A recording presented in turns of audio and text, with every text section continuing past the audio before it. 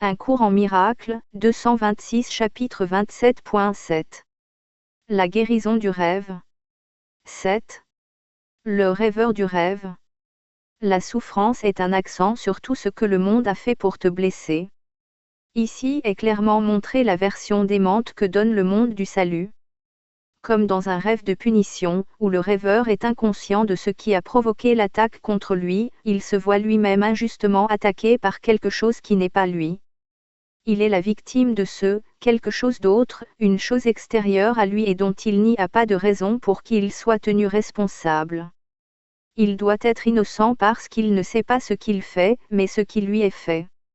Or sa propre attaque contre lui-même est encore apparente, car c'est lui qui ressent la souffrance. Et il ne peut s'échapper, parce qu'il en voit la source à l'extérieur de lui-même. Maintenant il t'est montré que tu peux t'échapper. Tout ce dont il est besoin, c'est que tu regardes le problème tel qu'il est, et non de la façon dont tu l'as monté. Comment pourrait-il y avoir une autre façon de résoudre un problème qui est très simple, mais qui a été obscurci par de lourds nuages de complications, lesquels ont été faits pour garder le problème irrésolu? Sans les nuages, le problème émergera dans toute sa primitive simplicité. Le choix ne sera pas difficile, parce que le problème est absurde quand il est vu clairement. Nul n'a la moindre difficulté à se décider à laisser un simple problème être résolu s'il voit qu'il le blesse, et qu'il est aussi très facile à enlever.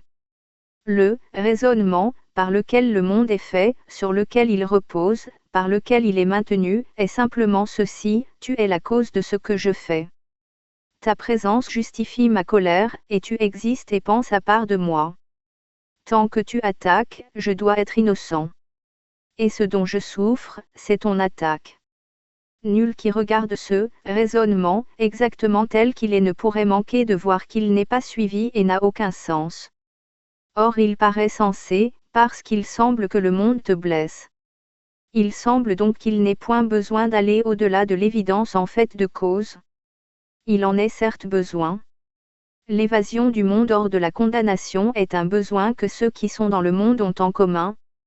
Or ils ne reconnaissent pas leurs besoins communs. Car chacun pense que, s'il joue son rôle, la condamnation du monde reposera sur lui. Et c'est cela qu'il perçoit comme étant son rôle dans la délivrance du monde. La vengeance doit avoir un point de mire. Autrement le couteau vengeur serait dans sa propre main, et pointé contre lui-même. Il doit le voir dans la main d'un autre, s'il veut être victime d'une attaque qu'il n'a pas choisie.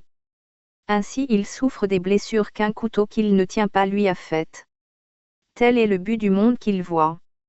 Et vu ainsi, le monde fournit les moyens par lesquels ce but semble être rempli. Les moyens attestent le but, mais ne sont pas eux-mêmes une cause. Pas plus que la cause ne sera changée en étant vue à part de ses effets. La cause produit les effets, qui ensuite rendent témoignage de la cause, et non d'eux-mêmes.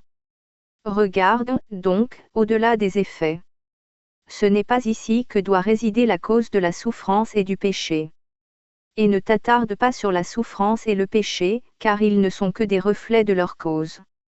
Le rôle que tu joues pour sauver le monde de la condamnation est ta propre évasion.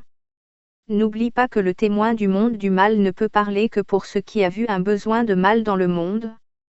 Et c'est là que ta culpabilité a d'abord été vue.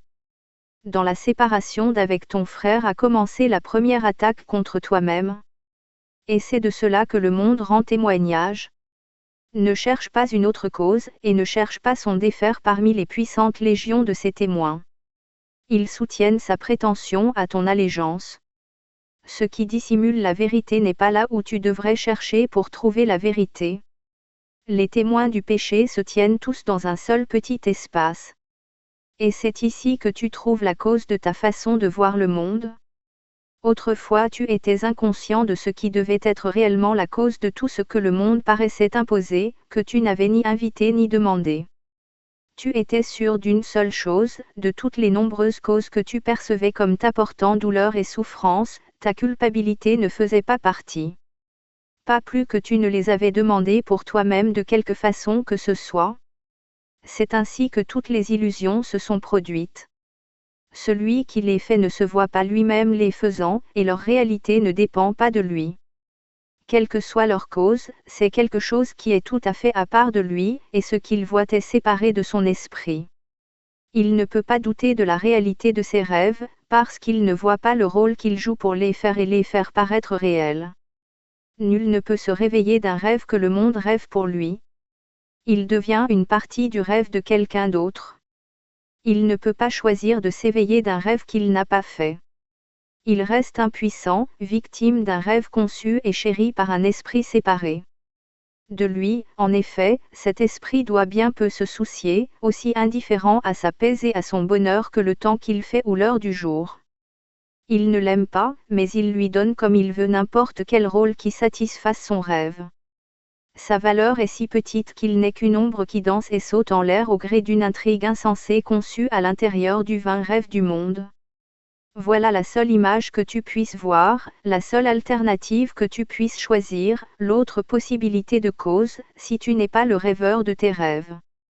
Et c'est cela que tu choisis si tu nies que la cause de la souffrance est dans ton esprit.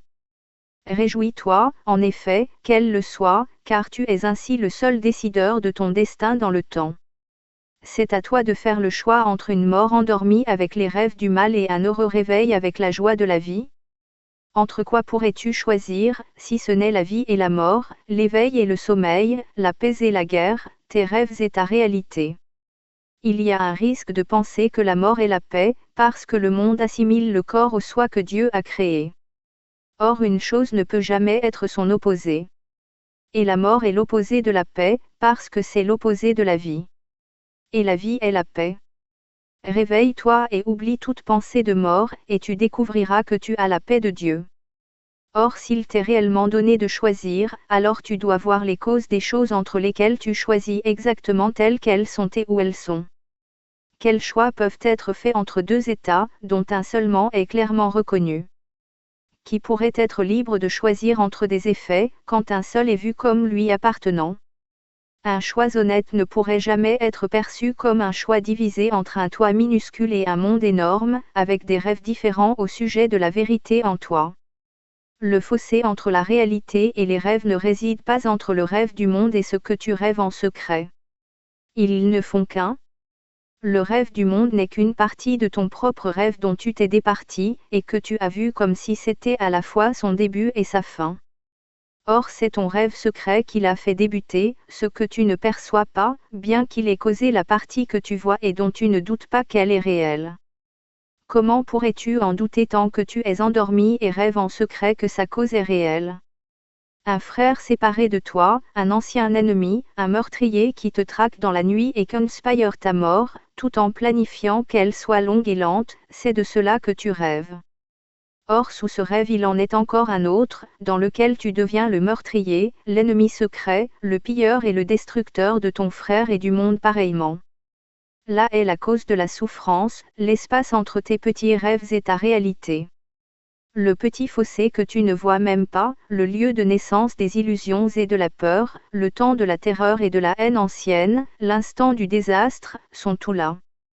Là est la cause de l'irréalité. Et c'est là qu'elle sera défaite. Tu es le rêveur du monde des rêves. Il n'a pas d'autre cause et n'en aura jamais. Rien de plus effrayant qu'un rêve futile a terrifié le Fils de Dieu et lui a fait penser qu'il avait perdu son innocence, nié son Père et fait la guerre contre lui-même.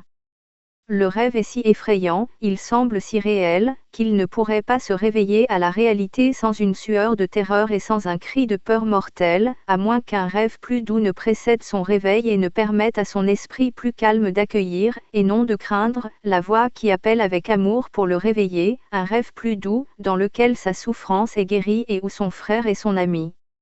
Dieu a voulu qu'il s'éveille doucement et avec joie, et il lui a donné les moyens de s'éveiller sans peur.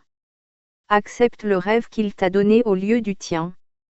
Il n'est pas difficile de changer un rêve une fois que le rêveur a été reconnu.